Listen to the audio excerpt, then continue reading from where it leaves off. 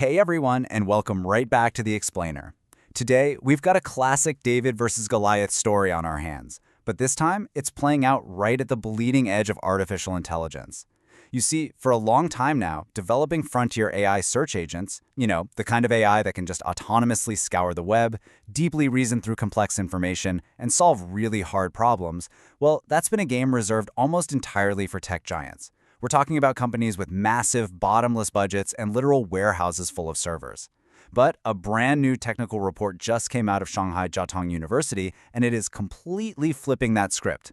It turns out a small academic team might have just found the exact slingshot they need to take down the giants. And honestly, it all comes down to working smarter, not harder. Okay, let's dive into this. The introduction of the researchers' paper perfectly sets the stage for what we're talking about.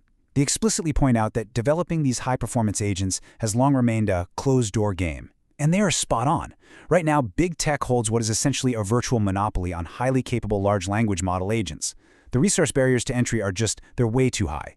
To build an AI capable of deep, sustained search tasks, the industry standard has been to just throw mountains of computing power and hordes of proprietary data at the problem. Because of that, it's been basically impossible for independent researchers or the open-source community to even attempt to keep up. So, why is it such an exclusive club? Well, let's look at exactly why that barrier exists. To get those state-of-the-art results, corporate giants use this insanely resource-intensive, heavy industry pipeline. They have to string together pre-training, continual pre-training, supervised fine-tuning, and then layer on highly complex reinforcement learning. We're talking millions of dollars and massive compute clusters. But in stark contrast stands the open-source dream, just relying on simple supervised fine-tuning or SFT.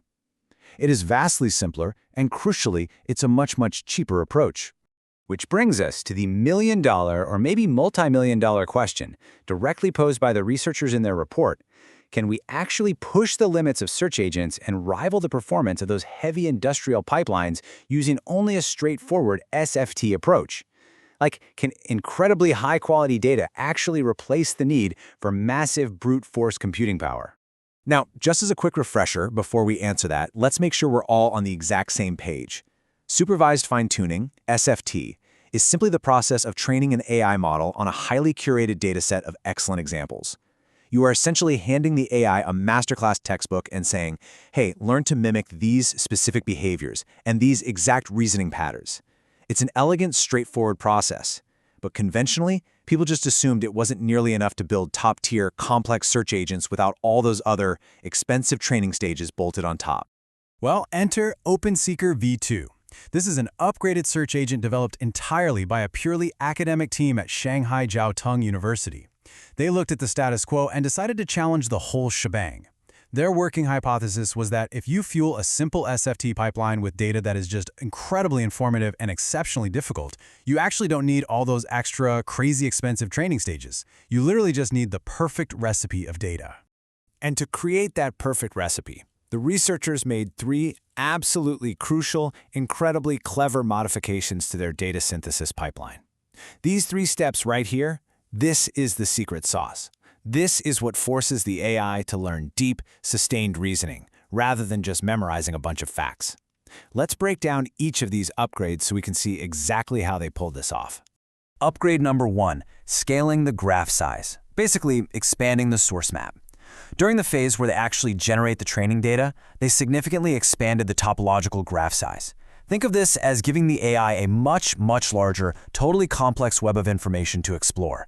Instead of looking at just 1 or 2 localized sources, the AI is dropped into a rich, diverse web of context. Structurally, this forces the agent to rely on complex, multi-hop exploration to solve problems, rather than just doing a simple one-step lookup.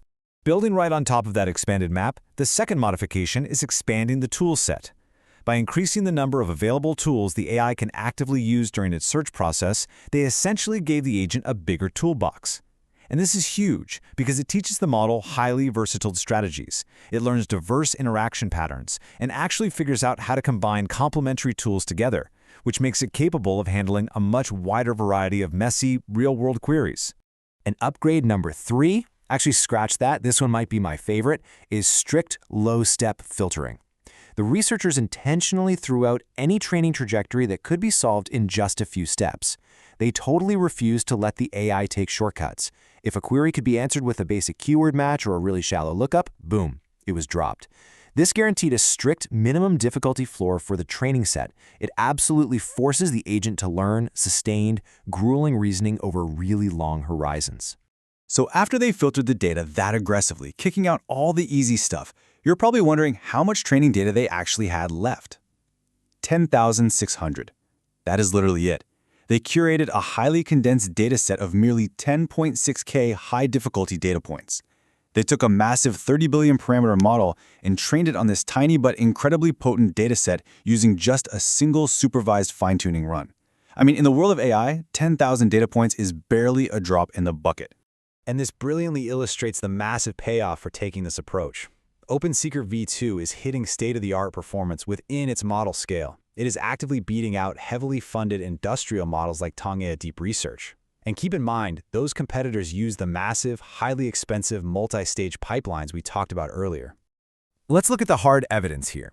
On the notoriously tough ProwseComp benchmark, OpenSeeker-v2 scores a solid 46.0%, straightforwardly beating Tongya Deep Research's 43.4%. And on Humanity's Last Exam, which is exactly as difficult as it sounds, it scores 34.6%. Again, beating Tongya and even outperforming the highly acclaimed proprietary Claude 4.5 Sonnet model.